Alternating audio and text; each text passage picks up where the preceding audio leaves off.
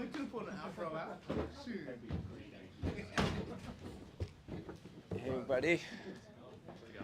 Hey, before we start, we were just at IMG in Sarasota, so they were such kind hosts, and we got to know.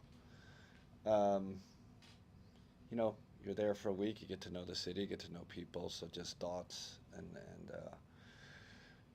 prayers for for everybody there. I know they got hit pretty hard, so just want to start off with that.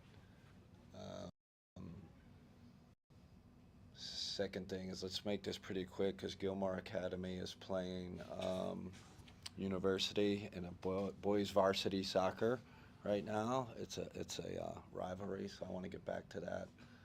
Watch my son play, so let's make this snappy. How are you gonna watch that? Oh, it's unbelievable. You go to the link and it's right there on YouTube. Like you watch it like you're on ESPN. It's Huddle Sport. It's incredible. Like it's incredible. I just sometimes I watch it on my phone in the bus. So it's beautiful. Who's he play for? US? Gilmore Academy, the Lancers, right? Yeah, Lancers against University School. So big game.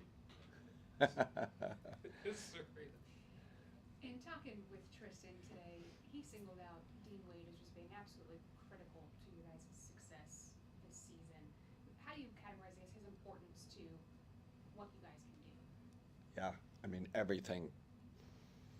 The eye test, the analytics, everything backs that up. He's a connector, and sometimes you get connectors, it's just offense, but so he's a defensive connector. Obviously, a really good defensive player. So it's both ends, and that's why he connects lineups, and he's good with a lot of different lineups. So guys like that are extremely valuable. Obviously, our big goal for him this year is keep him available.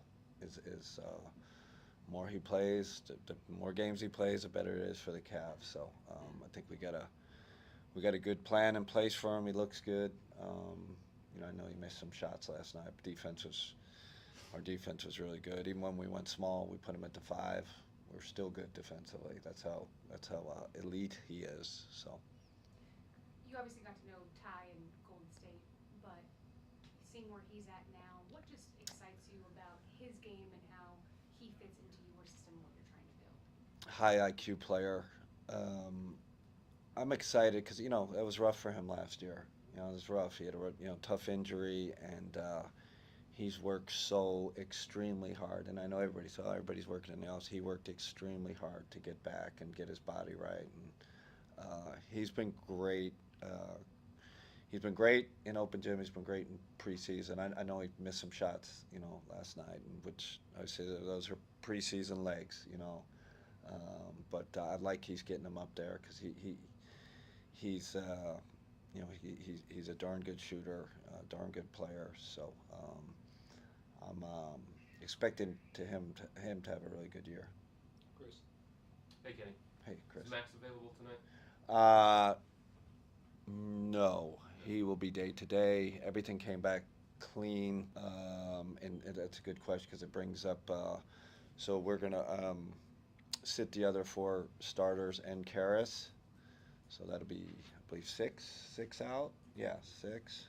And really want to take, these guys that have been in camp and E10. We really want to take a look at the whole roster, give them a fair shot, fair minutes, get a good evaluation there, look at different lineups.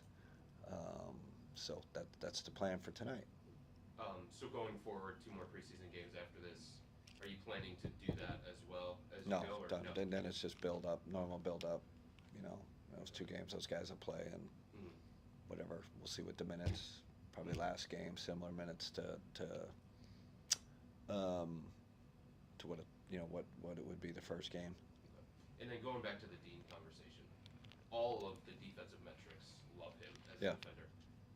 Did you realize when you got here that he was as impactful of a defender? I knew he's good, right? But I didn't know the impact, across lineups. I wasn't kind of intimately aware of that, but but listen, I'm talking to Kobe and the group, and you get what's good about this. I have to get to know this roster better, and I'm learning things. We had a meeting yesterday, a player development meeting. We do deep dives with each player, and it's like, oh, really? He's does this, or he could do this better. So that really helps me in every aspect. So. All right. Cool. All right, go Yeah. fast to Tim and then Jackson. Good too. Tim and then Jackson. Kenny, the other day I asked you about what you had learned about the team, and you mentioned just how tight they are, how close they are. Yeah. How beneficial is that when you're trying to instill a new system, that these guys have at least played with each other and been with each other? It's a mixed bag, because they have a lot of good stuff they do without me. Even that was part of the issue. The other issue was part of just be frank. Try to be frank with you, frank with the players. I think in the beginning of that second half, we have particular spacing with that big lineup that we're trying to instill or import to this team, and we started reverted back to what they did last year, which was good stuff, by the way, but not for this particular spacing. So all of a sudden they're starting to run some, like, man, what was that? That's not even in our playbook.